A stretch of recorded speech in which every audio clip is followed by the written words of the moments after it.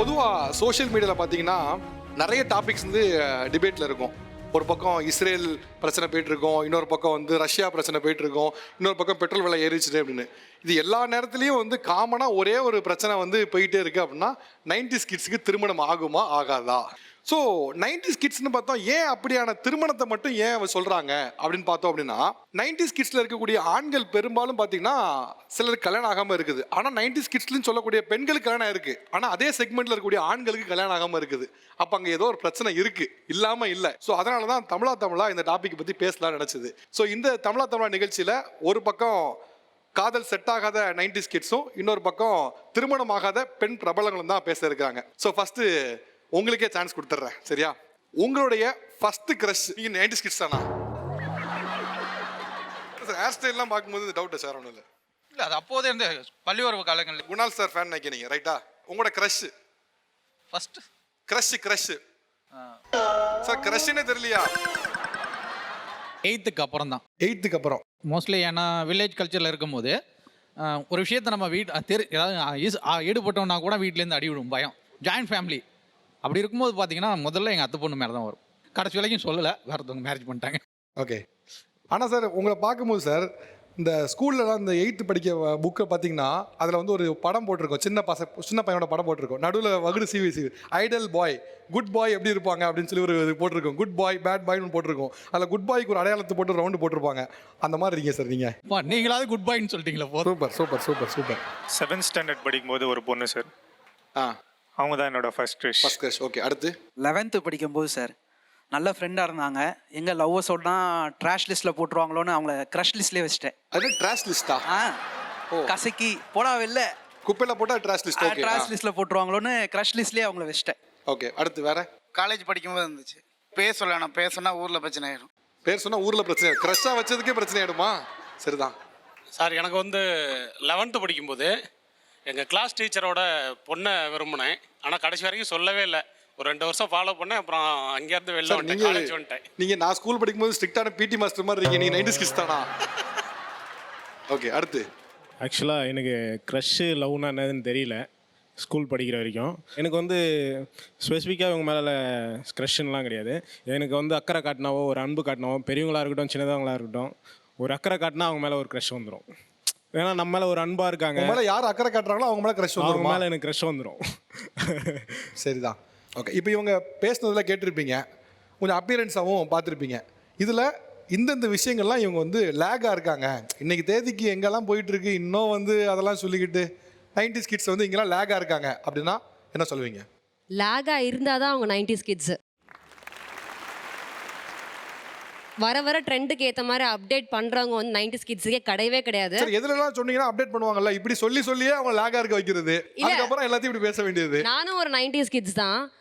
So அதனால வந்து அவங்க அப்டேட் ஆகாமல் அப்படியே இருந்தால் தான் அவங்க அக்மார்க் 90s கிட்ஸு.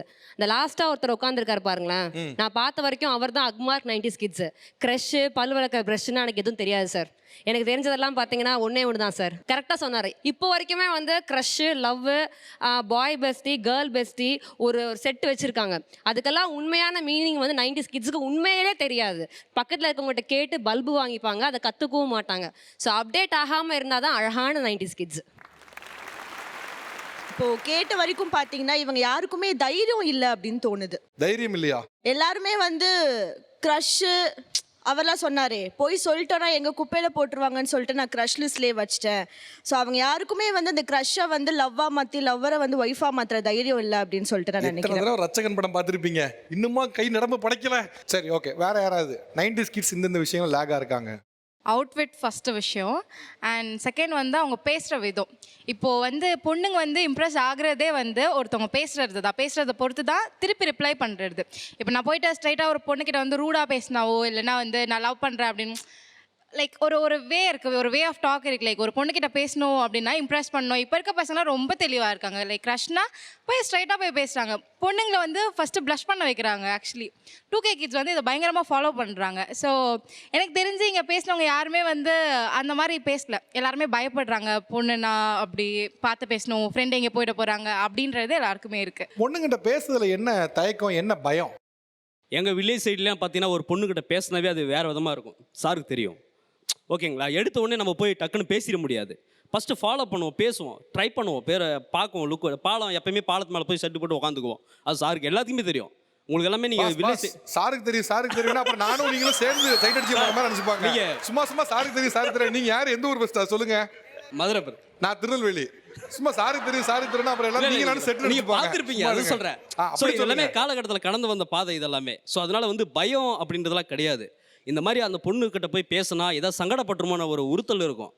தேவையில்லாமல் அந்த பொண்ணுக்கிட்ட போய் ஐ லவ் யூ ப்ரப்போஸ் பண்ணி அந்த மனசுக்கு எடுத்து தேவையில்லாமல் குடும்பத்தில் பிரச்சனை உருவாக்கி அவங்க லைஃபையே ஸ்பாயில் பண்ணுறதுக்கான விஷயத்துக்கு நாங்கள் போக மாட்டோம். ஓகே, வேற அந்த தயக்கம் பயம் ஏன்? மோஸ்ட்லி நாங்கள் என்ன நினைக்கிறோம்னா, ஒரு விஷயம் அதோட எல்லை என்ன அப்படின்னு சொல்லி கன்ஃபார்ம் பண்ணிடுவோம். இந்த லிமிட் தாண்டி போகக்கூடாது.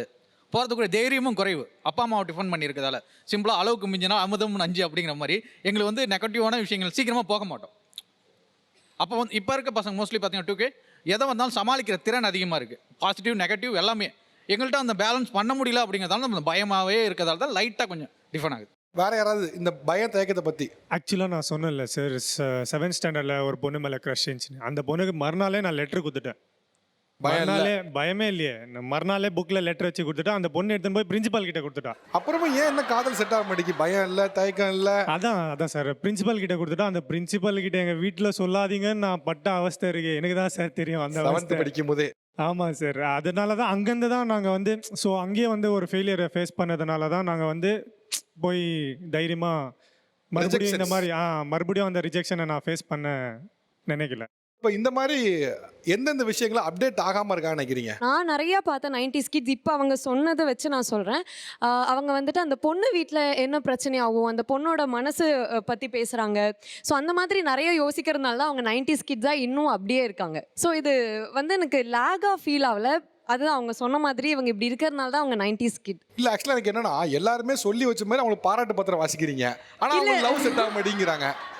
இல்லை, பிகாஸ் எனக்கு 90s கிட்ஸ் எனக்கு ரொம்ப பிடிக்கும் பர்சனலி. 2K கிட்ட கம்பேர் பண்ணும்போது எனக்கு 90s கிட்ஸ் ரொம்ப பிடிக்கும். பிகாஸ் ஒரு மேனாக நான் எப்படி பார்க்குறேன் அப்படின்னா, I want a responsible man. Not எப்படி சொல்கிறது, ரொம்ப சிட்சாட் பண்ணிவிட்டு ஜாலியாக அப்படி மட்டும் இல்லாமல் குடும்பத்துக்கு ரொம்ப தேவையான இருக்கிற ஒரு விஷயம் என்னென்னா ரெஸ்பான்சிபிலிட்டி. ஸோ அது வந்து ஃபேமிலி சைட்லேருந்தும் சரி, நம்மளை சுற்றி இருக்கிறவங்கள சைட்லேருந்தும் சரி, ரொம்ப அதிகமாக பார்க்குறது யாருன்னு பார்த்தீங்கன்னா 90s கிட்ஸ். பிகாஸ் என்னென்னா 2K கிட்ஸ் வந்து இன்னும் அவ்வளோ ஃபேஸ் பண்ணலை அவங்க. பட் ஆனால் 90s கிட்ஸ் பயங்கரமாக அடி வாங்கிட்டு வந்திருக்காங்க. ஸோ இவங்க தான் அவங்க பேரண்ட்ஸை பார்த்துக்கிறாங்க. பட் 2K கிட்ஸை பேரண்ட்ஸ் பார்த்துக்கிறாங்க.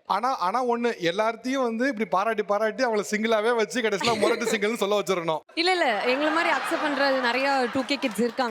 ஸோ கண்டிப்பாக அவங்களுக்கும் மேரேஜ் ஆகும், நல்லா இருப்பாங்க. ஓகே, இதில் யாராவது ஒருத்தர் வந்து பிக்கப் லைன் சொல்லலாம் அப்படின்னா என்ன சொல்லுவீங்க? I am from west Mambalam. நீங்கள்லாம் 3லேருந்து வந்திருக்கீங்களா? இவ்வளோ அழகாக இருக்கீங்க.